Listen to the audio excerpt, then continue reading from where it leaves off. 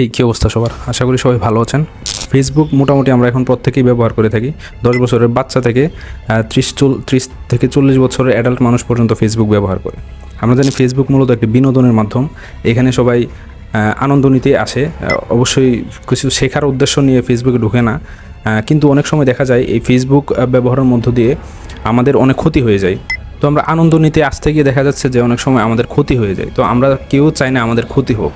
তো সেই ক্ষেত্রে আমরা কিভাবে এই ফেসবুকের ক্ষতি থেকে নিজেদেরকে বাঁচাতে পারি? আমরা যদি প্রত্যেকেই আমাদের ফেসবুক প্রোফাইলের যে নিউজ ফিডটা আছে সেটা যদি ঠিকমতো অপটিমাইজ করতে পারি, তাহলে আমরা সেই ক্ষতির হাত থেকে কিছুটা হলে রক্ষা পাবো এবং আমরা এর থেকে আমরা উল্টো বেনিফিটও পেতে পারি। তো ফেসবুক নিউজ ফিড অপটিমাইজেশন বিষয়টা আসলে কি?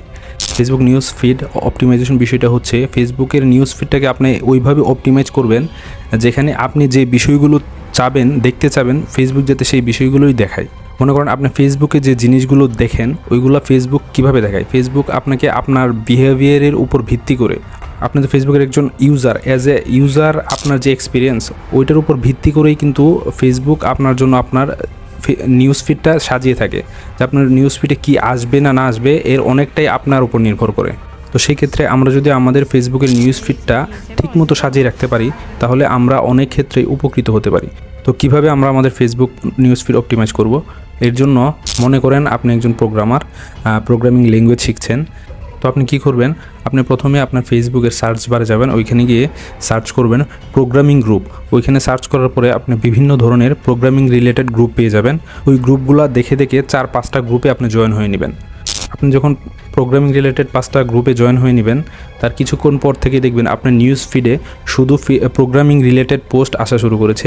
ফেসবুকে তো আপনি বিনোদনের জন্য আসবেন, কিন্তু যখনই আসবেন আপনি দেখবেন যে আপনার ফেসবুকের নিউজ ফিডে মামুন লাইলাদের মতো ভাইরাল ঘটনা নিয়ে আলোচনা হচ্ছে না। এখানে আলোচনা হচ্ছে কীভাবে প্রোগ্রামিং শেখা যায়, কীভাবে প্রোগ্রামিং আরও উন্নতি করা যায়, এইসব বিষয় নিয়ে। তো এতে করে আপনার মাইন্ড অন্যদিকে ডাইভার্ট হয়ে গেল না। তো আপনি ফেসবুকে এসেও আপনি যে কাজটা করছেন এর মধ্যেই কিন্তু থাকছেন।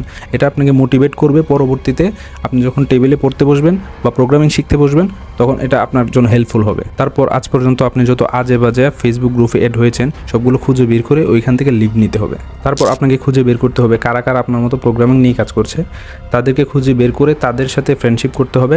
তাদের পেজ থাকলে তাদের পেজে ফলো করতে হবে। তাছাড়াও আপনার যদি কোনো রোল মডেল থাকে, আপনি কাউকে ফলো করেন, আপনি তার ফলো লিস্টে গিয়ে দেখবেন যে সে কাকে কাকে ফলো করছে, আপনি তাদেরকেও ফলো করতে পারেন। তাহলে আপনি একটা বেটার আউটপুট পেতে পারেন। তো এটা আমি শুধু একজন প্রোগ্রামারের জন্য বললাম। সেম ওয়ে এটা সবার ক্ষেত্রে কাজ করবে। আপনি যদি একজন স্টুডেন্ট হন, আপনি বিভিন্ন শিক্ষা রিলেটেড গ্রুপে জয়েন হবেন, বিভিন্ন শিক্ষা রিলেটেড পেজ ফলো করবেন। তাছাড়াও আপনি যদি যে সেক্টরে থাকেন না কেন সেই সেক্টর রিলেটেড গ্রুপে অথবা পেজে ফলো দিয়ে রাখলে আশা করি আপনার নিউজ ফিডে আর অযাচিত জিনিস আসবে না। একইভাবে এটা শুধু ফেসবুকের ক্ষেত্রে না, যত ধরনের সোশ্যাল মিডিয়া আছে সব ক্ষেত্রেই এটা আপনি অ্যাপ্লাই করতে পারেন।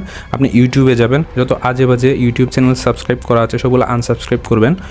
তারপর আপনি ওই চ্যানেলগুলোই সাবস্ক্রাইব করবেন যেগুলো আপনার টপিক বা আপনার সেক্টর নিয়ে কথাবার্তা বলে। তাহলে দেখবেন আপনি কিছুদিন ভিডিও দেখার পরে ইউটিউব অ্যালগরিদম যখন বুঝতে পারবে যে আপনি এই রিলেটেড ভিডিওগুলো দেখেন, ইউটিউবও আপনার যে নিউজ ফিড ওইখানে ওই রিলেটেড ভিডিওগুলাই সাজেস্ট করবে। At the same way Twitter বলেন, ইনস্টাগ্রাম বলেন, লিঙ্কডইন বলেন, যত সোশ্যাল মিডিয়া প্রোফাইল আছে আপনি সেম কাজটা অ্যাপ্লাই করতে পারেন। এতে করে আপনি যেখানেই যান না কেন সেখানেই গিয়ে যখন আপনার সেক্টর বা আপনার পড়াশোনা বা আপনার বিজনেস নিয়ে আলোচনা হতে দেখবেন, সেটা আপনার জন্য উপকারিত হবে। রেদার দেন আপনি ফেসবুকে গিয়ে কোনো ভাইরাল ঘটনা দেখলেন, মামুন লাইলা বা এরকম যত ভাইরাল ঘটনা আছে ওইগুলো দেখলে আপনার লাভের চেয়ে ক্ষতিই বেশি হয়ে যায়। যাই হোক, ফেসবুক নিয়ে অনেক কথা বলে ফেললাম।